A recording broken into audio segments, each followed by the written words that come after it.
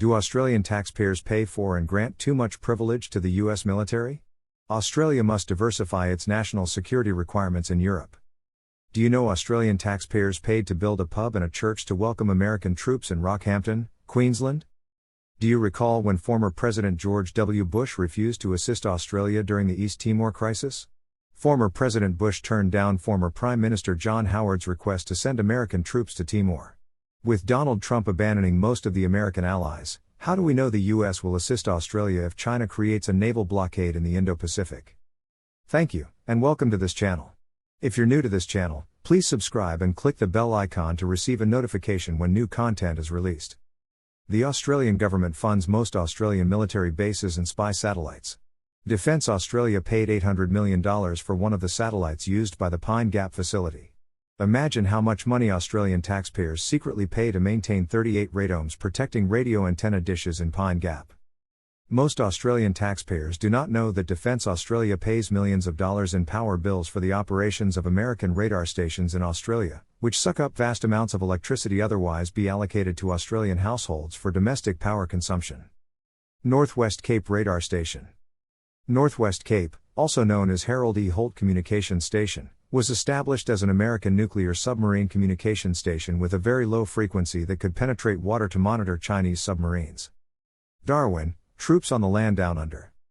In 2011, President Obama visited Darwin to announce that U.S. troops would begin regularly visiting the Northern Territory as part of the country's pivot to the Asia-Pacific region.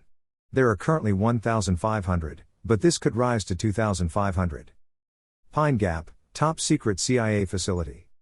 A top-secret CIA spy base located deep in Pine Gap, Alice Springs, could make Australia a nuclear target for America's military adversaries, Global Defense Corp previously warned.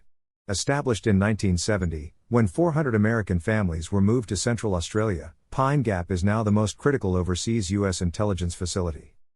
Since then, the base has been used to monitor and listen to intelligence from China, North Korea, the Middle East, and Russia.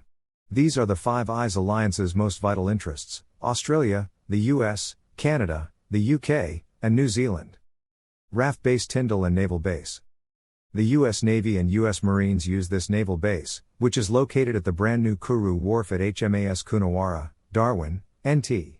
The upgraded RAF Base Tyndall in Katherine is allocated to the US Air Force for strategic B-52 and B-2 nuclear bombers, a squadron operations facility, and an ammunition bunker.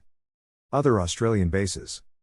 The Defence Satellite Communication Station at Geraldton in Western Australia, along with Kojarina 20 km inland, was one of Australia's spy bases. It is now shared with two large American operational military communication systems that pull down information on Chinese satellites from the sky. This is part of the Five Eyes surveillance system used in the Iraq and Afghanistan wars. The U.S. also has access to the Delamere Air Weapons Range, the Bradshaw Ranges, the size of Cyprus, in the NT, and the multinational training facility of Shoalwater Bay in Rockhampton. Global Defense Corp understands that the U.S. military secretly has access to hundreds of Australian bases unknown to Australian taxpayers, and the Americans never paid for the use of the facilities. America trains its troops in Australia in all conditions: jungle, savanna, woodland and desert.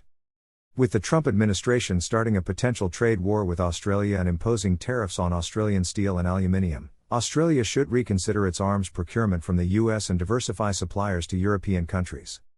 If Australia doesn't diversify its security needs, this is not the last American administration to trouble Australia and its European allies.